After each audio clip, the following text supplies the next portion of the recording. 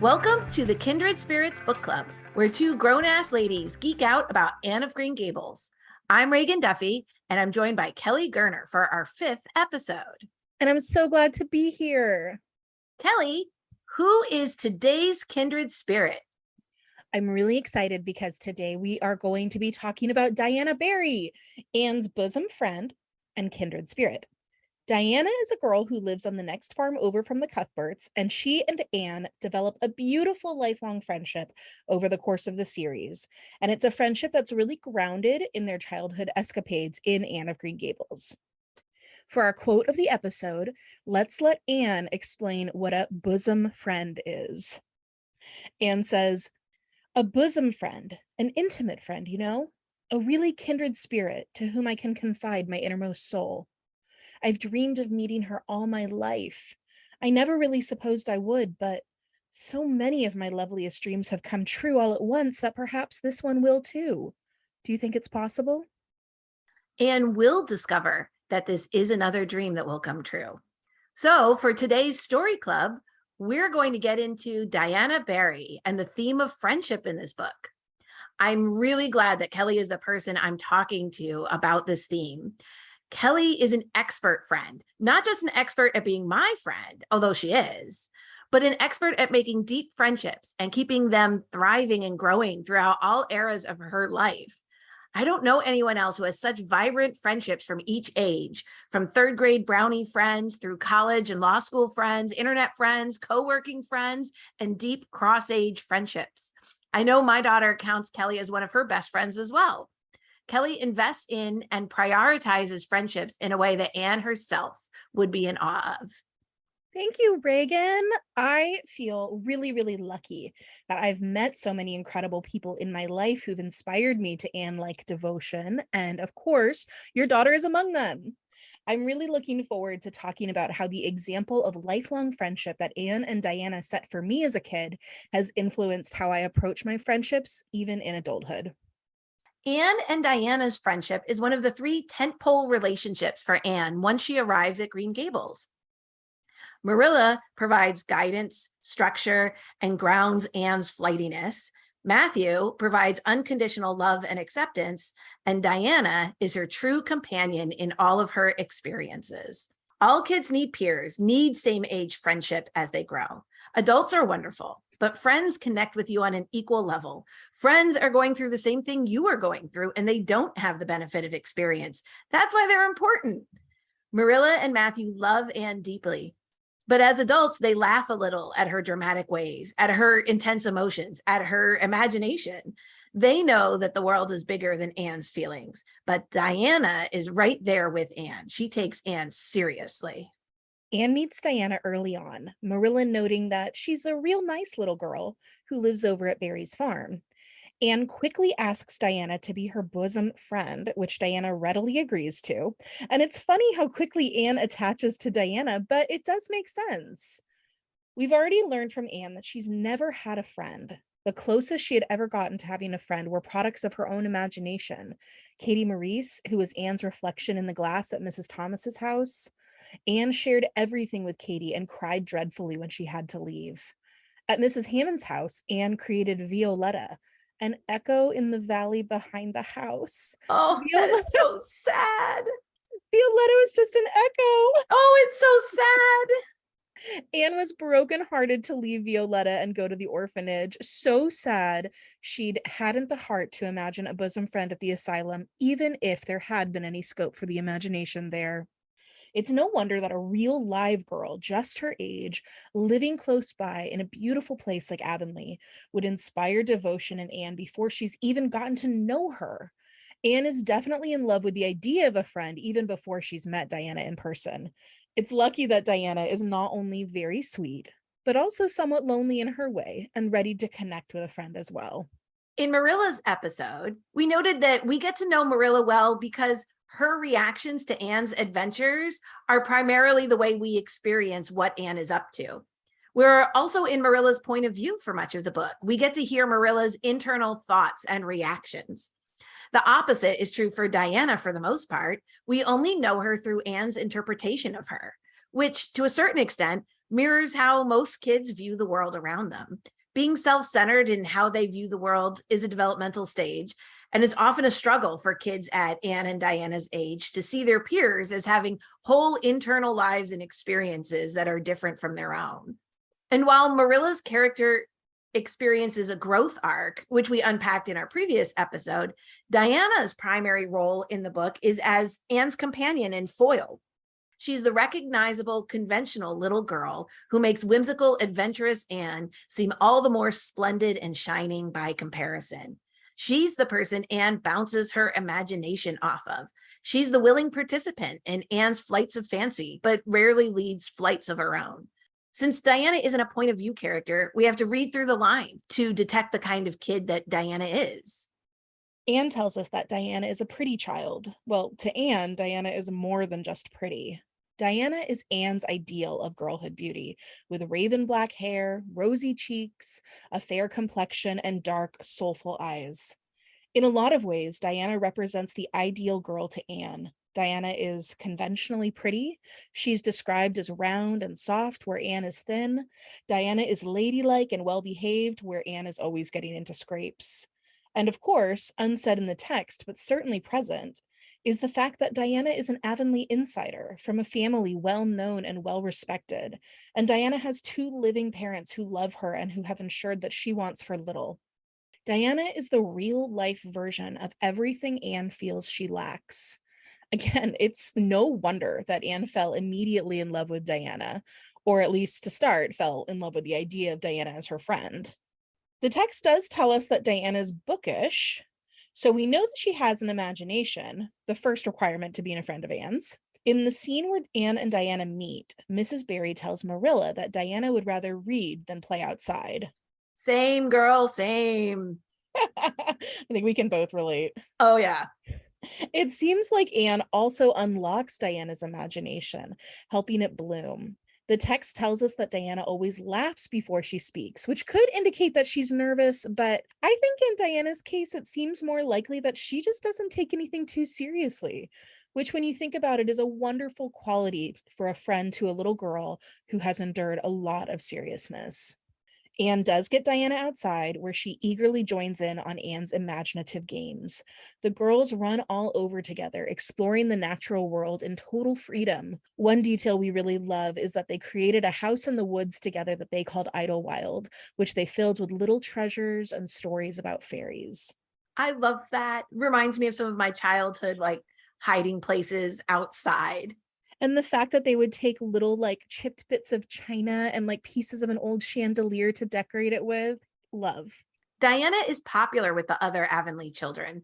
At school, we see that she's socially savvy. She explains the schoolhouse dynamics to Anne. She gives Anne all the scoop on friends and fashions and boys. Diana is a consummate insider, and she's Anne's bridge to the Avonlea community at large.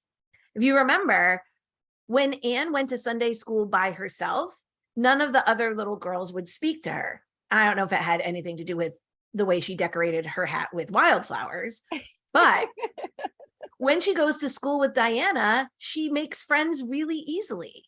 It's Diana who gives Anne the heads up about Gilbert Blythe, how he teases, and Diana who gives Anne context to Gilbert's teasing. As Diana grows up, we learn that she's known for her good taste in clothes and hairstyles, and Anne and Diana share a love of beautiful dresses. Although they have a common love for romantic stories and pretty clothes, Diana and Anne are also starkly different in their personalities. Anne is undoubtedly the leader. Diana will gamely follow Anne's lead the majority of the time, but Diana does have opinions of her own. She named the Birch Path, although she allows Anne to name most of their landmarks in Anne's signature flowery style. You know that had to be a wrench for Anne to let something as prosaic as Birch Path stand, but that's a mark of a good friend. Oh, yeah, a little bit of compromise always helps, but you can see Anne being like, yes, there's a path with birches on it. This is really the best we can do. Right. Diana bemoans the fact that she was born without an imagination, and Anne urges her friend to practice more. Diana also occasionally speaks with an authority that she must have learned from her mother, such as when she's decrying a classmate's ridiculous skirt length or sharing her feelings on some of the more unfortunate looking boys in their class. But while Diana can be a little sassy, she doesn't have Anne's temper, her ferocity, or her stubbornness. Diana doesn't have the ability to stand up for herself to adults the way that Anne does. After the raspberry cordial incident, when Mrs. Barry forbids Anne and Diana's friendship, Diana obeys her mother, not just to the letter of her edict, but to the spirit of the edict, by not even speaking to or acknowledging Anne at school after her mother forbids it. Similarly, Diana is too afraid to talk to Aunt Josephine about her promised music lessons after the whole jumping on an elderly woman in the spare room episode. And it's up to Anne's courage and winsomeness to charm Aunt Josephine into forgiveness. I wonder whether some of that also has to do with Diana has a lot to lose in the community, and Anne has spent her life not having anything to lose, really. I think that's true. For Anne, it's not very risky to go to an imposing older woman and beg for forgiveness. Like, she's been in so many different scrapes over the course of her life. She's been in so many tumultuous situations that she's like, well, what's worse than not asking?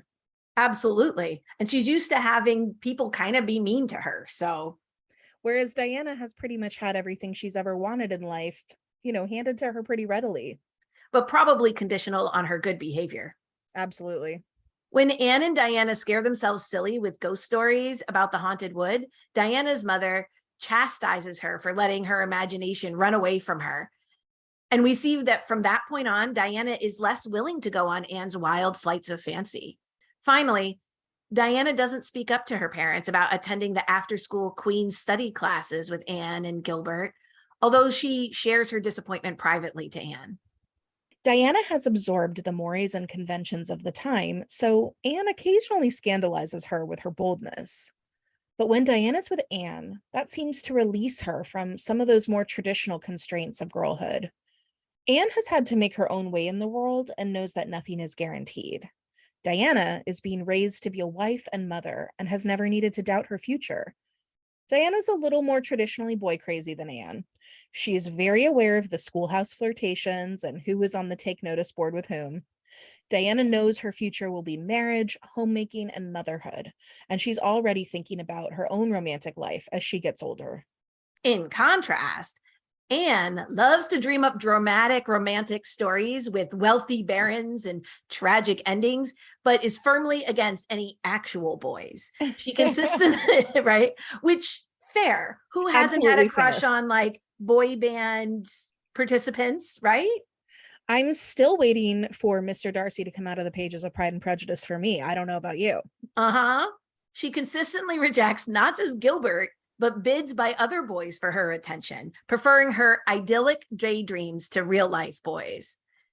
It seems that while some of this is Anne's personality, it's also evidence that Anne's life experiences and the ways that she's being raised are very different from Diana's. Marriage, homemaking, and motherhood are not foregone conclusions for Anne. Her tumultuous early life, coupled with being raised by people who never married, haven't given Anne the message that marriage is inevitable or even the goal. She's much more interested in living a life that will allow her to learn and meet new people and have new experiences. I think that's just one of the things that makes Anne such an amazing character, especially for this time. Very much so, I think. Because Diana is more demure, more obedient, more ladylike than Anne, we can see the kind of child the reader is expecting and how bright Anne shines in comparison. As close as these two girls are, Diana really is Anne's foil.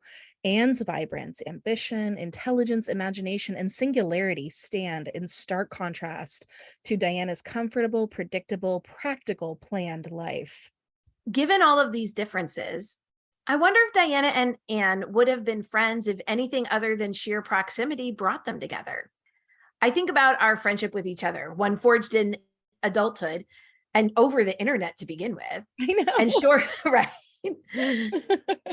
and shored up by shared interests and values and outlook on the world, we really chose each other as someone we can talk to about everything from books to social justice issues to indie perfumes to relationships and personal growth. We're true kindred spirits in that way. And through our intentional investment in spending time with each other over the years, we've cultivated a deep and meaningful friendship. Maybe because we moved a few times when I was a kid, I didn't really carry over a lot of childhood friendships into adulthood. I feel like most of my adult friendships were formed as I was an adult or becoming an adult. Yeah, and I think that's a really interesting and significant difference in the kind of friendships you have as an adult versus a child, right? When you're an adult, you really are choosing the people you want to be with. Proximity can play a role in it, but you're hanging out with people because you have things in common. You have a shared hobby or common goals or values. And when you're a kid, it's kind of just like whoever's on your street, right? Mm-hmm. So I do have very close friends from my childhood. And when I think about whether Anne and Diana would choose each other out of sheer proximity, I often think about those childhood friends. For some context, we grew up in a pretty typical housing tract in Southern California. It was one of those neighborhoods where there were a ton of kids. Everyone just sort of ran around, played in the parks. We could Typical 80s childhood. Yes, kids on bikes. You could walk to school, to the beach, to after school activities. Our parents threw block parties. They volunteered for the PTA, scout leaders, coaches. I mean, it was the whole thing, right? Much like Avonlea, it was definitely a neighborhood where everyone knew everyone and everyone was very involved and invested in the children of the community. The two neighborhood girls who were my age were Jill and Sarah. Sarah's mom was actually our Brownie troop leader when we were in 2nd or 3rd grade. So we originally bonded over beach cleanups and, of course, the Girl Scout law. And for most of our childhoods, we spent all day, every day together, from walking to school to playing after school, talking on the phone after dinner as if we just couldn't get enough of each other. As kids, we went really hard into like imaginative play. We'd come up with these dramatic and glamorous situations where we'd pretend to be royalty or celebrities, which reminds me a lot of Anne and Diana pretending to be fairy princesses. We would write scripts for movies and plays we wanted to produce, and then we would round up the younger kids in the neighborhood to be our actors. Nice. And of course, as you do, we learned all the lyrics and dance moves to the popular songs and made paper fortune tellers and friendship bracelets. And then in high school, we stayed friends. Jill and I were both theater kids, so we were together pretty much 24/7, from carpooling to school in the morning to rehearsals late at night. And then Sarah, God love her, was our biggest fan and loyally went to all of our shows and endured countless hours of us singing Rent to her. Oh, that's a good friend. Yeah, I'm not sure if she's forgiven us for that, to be honest. Sorry, Sarah. When I think about it now, I don't know if it ever occurred to me that there would be a time when Sarah and Jill wouldn't be my best friends. And now that we're adults, I'm starting to realize how rare it is that my childhood friends are still some of the closest relationships in my life. But I don't think it ever occurred to Sarah and Jill that we wouldn't always be friends either, because even after high school graduation and moving away to college and all that, we stayed in touch. I mean, we had technology, peak AOL instant messenger years. Oh, I wonder whether that was a little bit of a difference, because I didn't get email to like my senior year of college. I really think it was, because you could set your AOL instant messenger to some dramatic Fiona Apple lyric while you were away at class. Your friends would your high school friends could leave messages for you, and you'd come back from college classes and see them all there. And, we were still kind of pinging each other in that way, even if we weren't in each other's lives all day, every day, like we had been as kids. And then, every time we came home, of course, we'd just pick up like no time had passed, even though we were, going to bars instead of the neighborhood parks. As we got older, Jill and I eventually moved away from California. That, I think, is when our commitment to our friendship got really serious. We all three stayed in touch, but those visits home weren't as frequent or as predictable. And so I think that this would be the moment where you would kind of naturally start to grow apart, and probably where a lot of people do. But then we started doing something that we've kept up pretty faithfully for the past 20 years. We started taking trips together. Most of the time, yeah, I think that's the secret. Most of the time, those trips are really small and inexpensive. Like 2 of us would go visit the other one for a weekend. One early trip that really stands out in my memory is when Jill and Sarah flew to Ohio, where I was going to law school. I need you to picture this. We're all 23 years old. We're from Southern California. None of us has extra money for a plane ticket. And they literally slept on the worst futon ever with my blind dog, Termite. Oh, Termite. I showed them all over town. It was so cold. And I even remember thinking at that time, I don't know if anyone else's friends would do this. So I eventually did move back to LA, and Sarah and I now got to see each other all the time. She's literally staying with me this weekend. I mean, we see each other all the time. And that's just how it goes. We went to Seattle earlier this month to celebrate Jill's birthday. We're going to New Orleans together in a couple months. We're always making plans to visit each other. We maintain our group chat, and Sarah and I, of course, are the doting aunties to Jill's kids. I wonder whether for me that's part of where that happened for me, because I'm not good at traveling to see friends. And I don't know whether partly because my family is very scattered now across the US. So when I was younger and had no money, but had more time, relatives would pay to fly me out, right? So I would visit them. And then when I had more money, but no time, I still often prioritized going to visit family because I couldn't see them all in one spot. I didn't put in as much time committing to travel to go see friends, even though I had some friends who came to see me. Yeah, I think that can be it. And it's really just about staying connected. All of that is very intentional. And although it's a labor of love, it requires a real labor in the time, planning, money, preparation, and execution. And now I think about how every time we make a plan to visit each other, we're reconnecting with those 8-year-old girls playing in the park. Those kids who were friends just because their parents all liked the same style of faux Tudor tract housing. Would we be friends without proximity? I think what's interesting is that at this point, we've been friends for so long, we've shaped each other's personalities and interests and worldviews. If you and I, Reagan, chose each other based on common interests and values, then Jill, Sarah, and I forged those identities together. Our present day conversations bounce around from current books to each other's families to like quotations from a movie we would have watched on a sleepover night when we were 12. I hope it was Girls Just Want to Have Fun. Girls Just Want to Have Fun was certainly a favorite. We recently rewatched Legends of the Fall. I don't know that I recommend revisiting that one, to be honest. Some things don't age well. I think with us, what we had in common is each other and our own shared history. I love that. I'm really lucky, I think, to have those close friendships from a lot of different periods in my life. And I will say that for me, maintaining those friendships is something that I really love doing. It replenishes me. It makes me feel connected and happy and peaceful, but I don't want to pretend like it's not work. It is, and it's intention, and it's planning, and it's budgeting time and money, and it's understanding that your friendships move through phases. One thing that I hear people say a lot is that they lost their best friend to marriage or a move or a new baby. And the thing is, those things naturally take someone's time and attention away from a friendship. So I think that part of being a good friend is letting them know you're there anyway and celebrating their journey alongside them, visiting their new town with like a great housewarming gift, or showing up for dinner with a few hours of babysitting time when their kids are little, or even being the third wheel or setting up a double date when your friend is in, that honeymoon phase of a new relationship.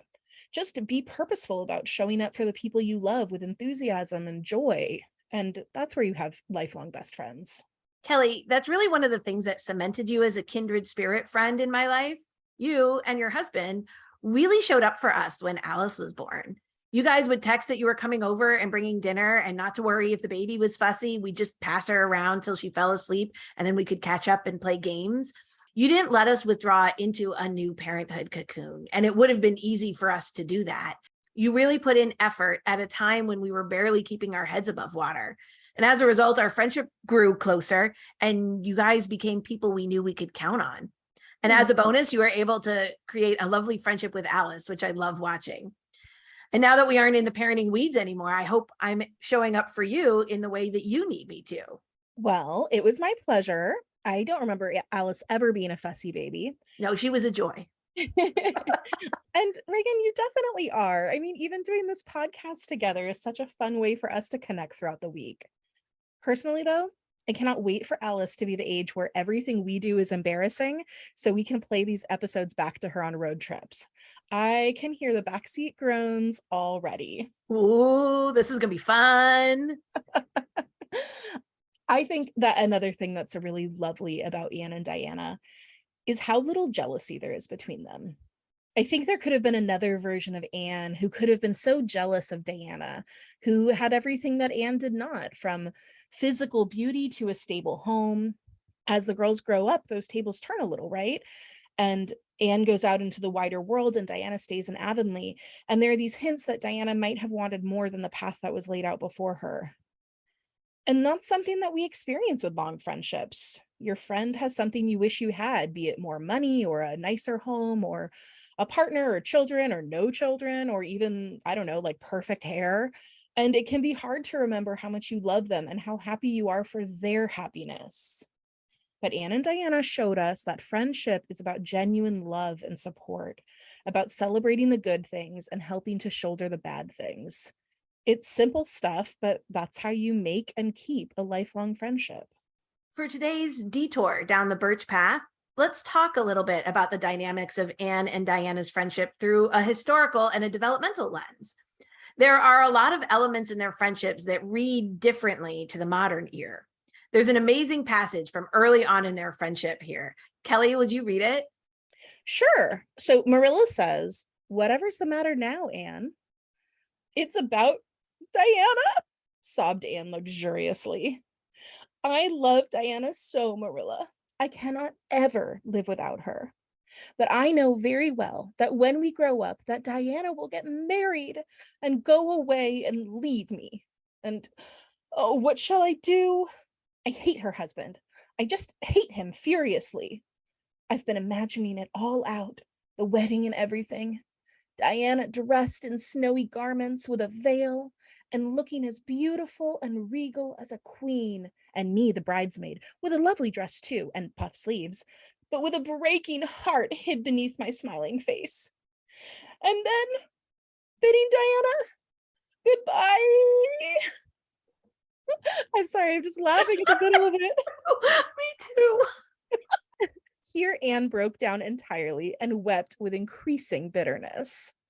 Marilla turned quickly away to hide her twitching face, but it was no use. She collapsed on the nearest chair and burst into such a hearty and unusual peal of laughter that Matthew, crossing the yard outside, halted in amazement. Oh, that was beautiful, Kelly. You really embodied and bidding Diana goodbye. It's written in the text like that. It's so well done. It is. It's beautiful. Oh, I laugh every time. And Marilla, Marilla is right. There's no way to not laugh at that. No. So, of course, one take on this dramatic moment is that this is often how intense friendship feels to kids. They aren't thinking in terms of romantic love or sexual love, but that intense friendship, that feeling of being seen and known by a friend is essential. In fact, friendship is an extremely important aspect of child development. In the early elementary school years, we learn from our peers, we measure ourselves against our peers, and our friendships are the first relationships of equals that we form outside our families. They are how we practice social skills and learn to be part of a community. And as we move into our tween and then teen years, a huge part of our development happens with our friends. Our friendships are how we develop our identity. I think exactly about what you were saying about how Jill and Sarah and you shaped each other. And that's very, very true about friendships during that time in your life. Yeah. Friendships are how we start practicing independence away from our family. What our friends think of us often shapes how we think about ourselves. That's often where you get people leaning into their groups, whether that's a sports team or theater kid or the mathletes, right? And that helps define who you are. In that respect, Anne and Diana's friendship is deeply aspirational for children. They are loyal and supportive of one another through their friendship. They're rarely envious or jealous of each other. They celebrate each other wholeheartedly. Yes. And Anne's devastation at their imagined separation is easy to understand if you remember how intense you felt when you were 11 or 12, if a friend moved away or switched to a different school or even switched to a different classroom. Anne's flowery in her language and dramatic in her presentation, but the core of her friendship and her feeling is universal. So Reagan, I have to say this is really resonating for me, and it's making me remember a story I have to share from that same age that involves my friend Jill. So when we were in 7th grade, 12 years old or so, I ran for class president, and I made the somewhat dubious choice to include a picture of me in my campaign materials. And since some 12-year-old boys are hideous little gremlins, the pictures were defaced and I was mortified. Oh. But Jill, my true-hearted friend, ran all over school and collected the vandalized pictures before they were widely seen. Being that age, when everything feels so big, I was overwhelmed with gratitude and love. 30 years later, I've never forgotten how cared for and protected she made me feel. Now, that I think shows that intensity of adolescent friendship. A+ friending, Jill. Yes. So now another layer you could read into Anne's intensity of feeling towards Diana is the very modern convention to think of romantic or sexual love as all encompassing and more important than platonic friendship love, that your romantic partner should always fill the best friend role. I do think that's something that we're hearing all the time now. Like, oh, your husband should be your best friend. Your marriage is your most important relationship. I don't know how true that is. And it can be true for some people, but in earlier eras, there was no assumption that that was true in a marriage. Marriage was practical. It was about bearing children. It was functional. In some lucky cases, it might be romantic and there might be sexual connection, but there wasn't an assumption that a wife and a husband would be best friends. Friendship was seen as a completely different entity than marriage. There was no conflict between having a deep connection with another woman in friendship and also being a happily married wife. Men's and women's roles were rather circumscribed at that time, and cross-gender friendships between adults weren't common. It was only natural that women would form intense fellowships between them as they supported each other in their domestic roles. It would not be expected that a husband would provide emotional support or understanding, so close female friendships filled an essential role in one's life. And the same was true for same gender friendships between men. In fact, you can see in Victorian and Edwardian era photos of soldiers, men holding hands or otherwise being physically affectionate with each other. And this was not coded as homosexuality. Being gay wasn't particularly an option, but many men felt emotionally intimate and close to other men in ways that modern American guys seem to shy away from. Kelly, I'm going to show you some pictures of that time and you'll see what I mean. So I'm going to share. I'm excited. I'm going to share with you, and I want you to tell me what you see. In this picture, it's a beautiful gilt frame, I will say. And it's like a black and white sort of daguerreotype or tintype photo. And it's two men in what looks to be uniform because it's the same kind of outfit. And one of them has their arm around the other. They're sitting like thigh to thigh. They're holding hands as well. I mean, this is very intimate to me. If you saw, if I saw this picture on Facebook today, I'd be like, oh, cool, boyfriends. Mm-hmm.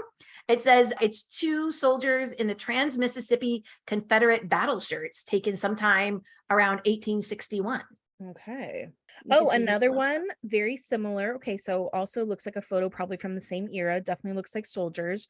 This time there are 3 of them, and I'm telling you right now, if I saw this photo in a contemporary context, I'd be like, awesome gay throuple. Yep. Again, they're holding hands. One of them has his arm around both of the other 2. Yeah. So in this one, you see 2 soldiers in Union uniforms they've got their arms kind of intertwined with each other, and they're holding cigars to each other's mouths. Yeah, this is like a very Lady and the Tramp style moment. Uh-huh. And you can see kind of as I'm just flipping through some of these that these were not uncommon pictures. Yeah, even if maybe some of these men might have been in a romantic relationship with each other, I doubt all of them were. And you've just shown me like a good 15 or 20 pictures back to back of, men in old-timey uniforms holding hands, arms around each other, standing very close together. I mean, Yeah, this is the kind of friend intimacy that was just more common at this time, I guess. Yeah. I love all these pictures. They're great pictures.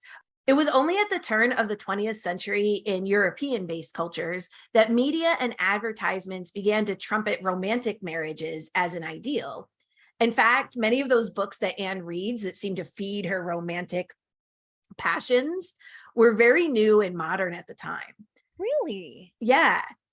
The idea of same-sex friendships as a primary source of emotional connection began to fade away as it was gradually replaced with the idea that emotional fulfillment came from romantic love between spouses. So Anne and Diana's intense friendships and connection is not only age appropriate, it's also very era appropriate. Huh. When Anne breaks down sobbing to Marilla because she's imagining the day that Diana gets married and she's no longer the most important person in Diana's life, it's both funny. It hasn't even happened yet, Anne, you're 12. But it also speaks to this very real divide happening socially at the time between friendships as the most important connection and marriage as the important connection. Wow.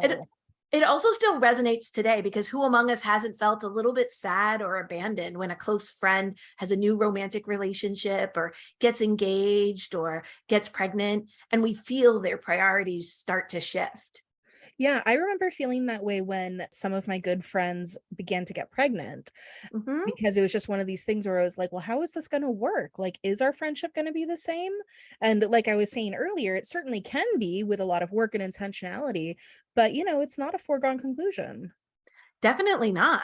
Anne says, Diana and I are thinking seriously of promising each other that we will never marry, but be nice old maids and live together forever. Diana hasn't quite made up her mind, though, because she thinks perhaps it would be nobler to marry some wild, dashing, wicked young man and reform him.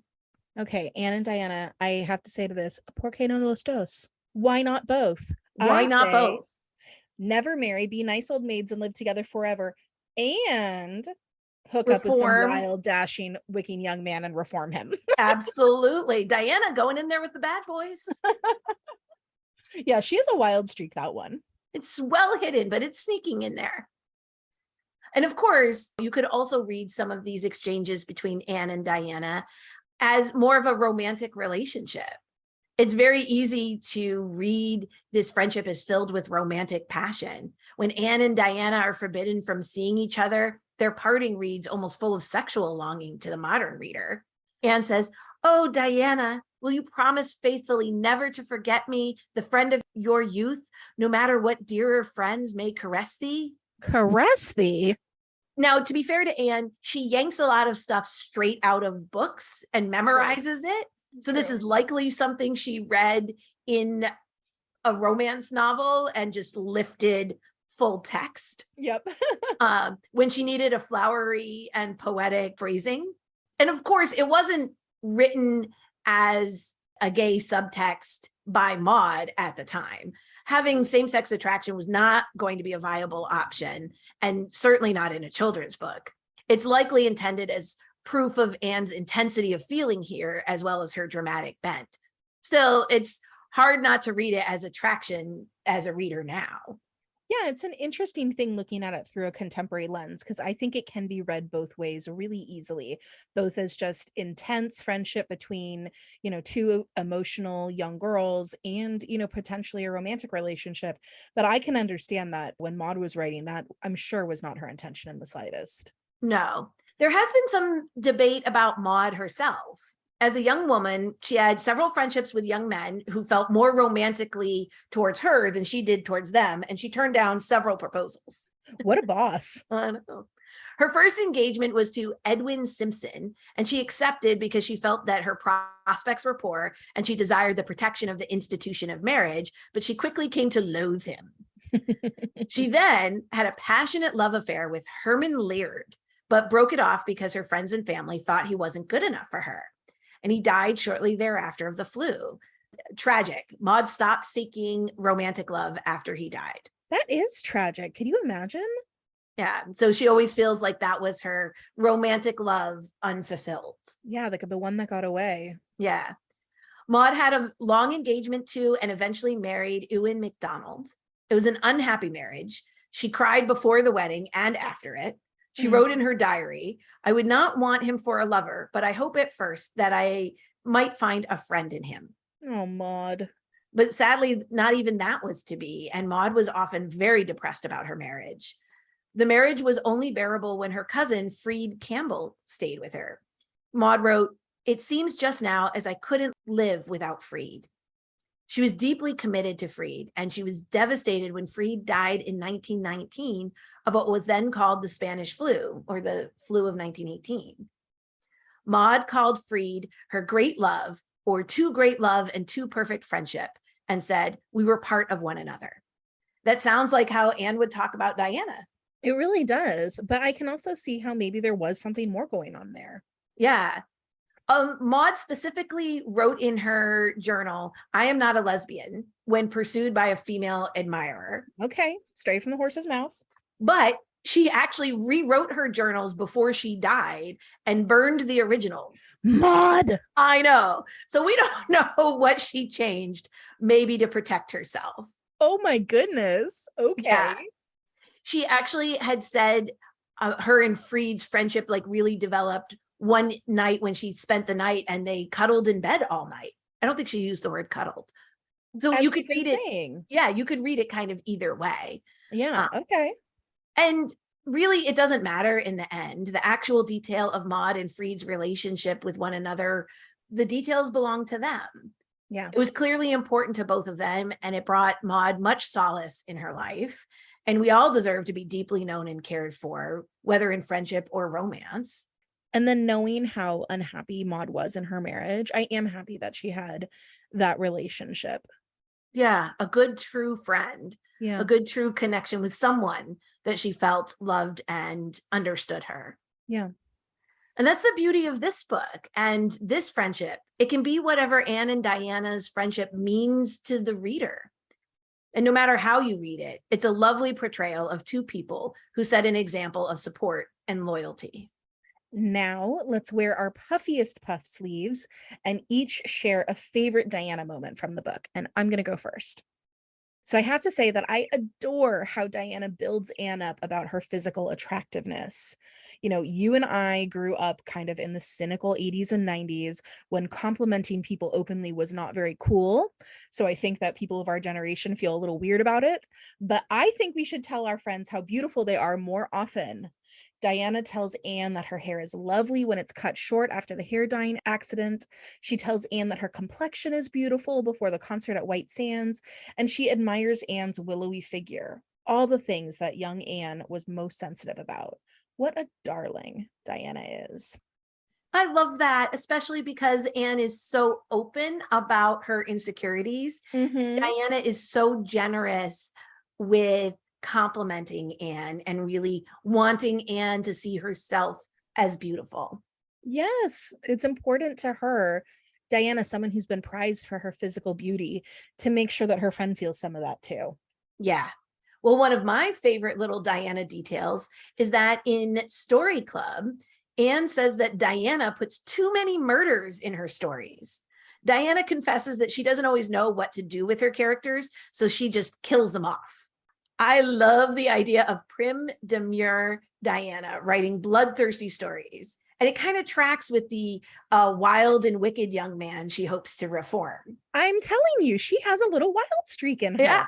It's a glimpse into a whole different side of her, that the sweet girl who didn't want to swear to be friends because swearing is wicked. Yeah. So we see there's some still waters running deep in Diana. It would be lovely to hear Anne of Green Gables from Diana's point of view. Oh my gosh, wouldn't it? I would love that.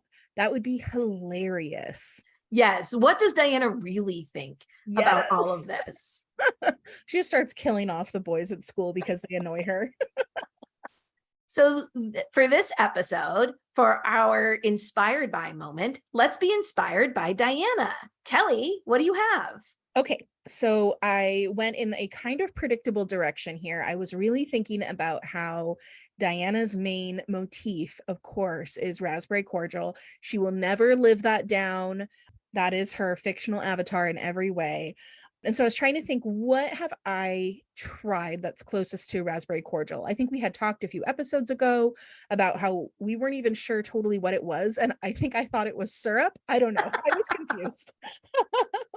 But after thinking about it a little while, I remember actually a beer that I tasted, I think it was last summer, the Rogue Brewery Raspberry Tartlandia. It is a summer sour wheat beer. And I really think it's the closest thing that we'll ever get to enjoying Diana's raspberry cordial.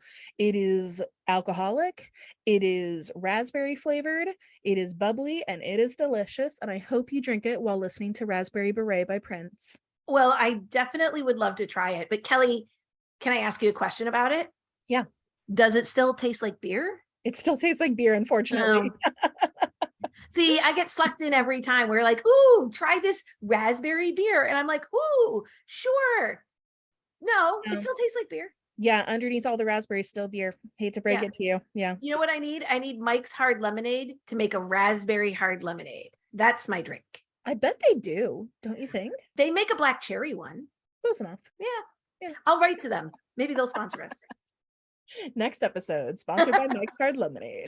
I'm quite a lightweight. If Hard Lemonade is sponsoring this podcast, my friend, is going to be a very different podcast.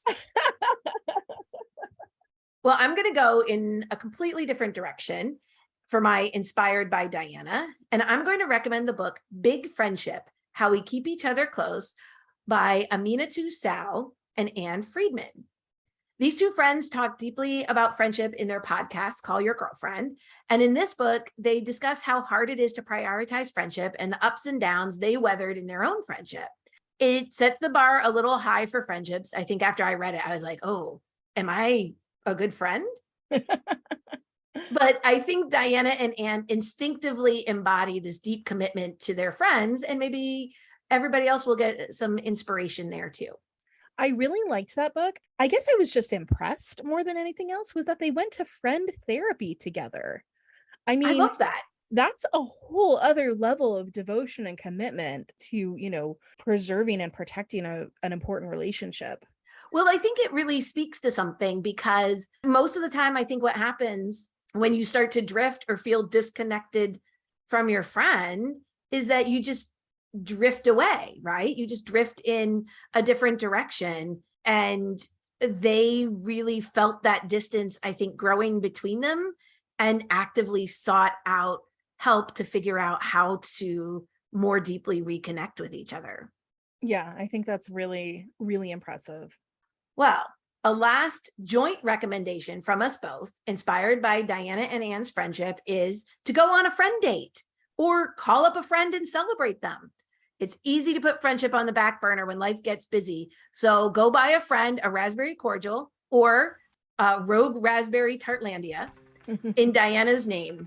Thank you guys so much for joining us. Don't forget to like us and review us wherever you listen to your podcasts.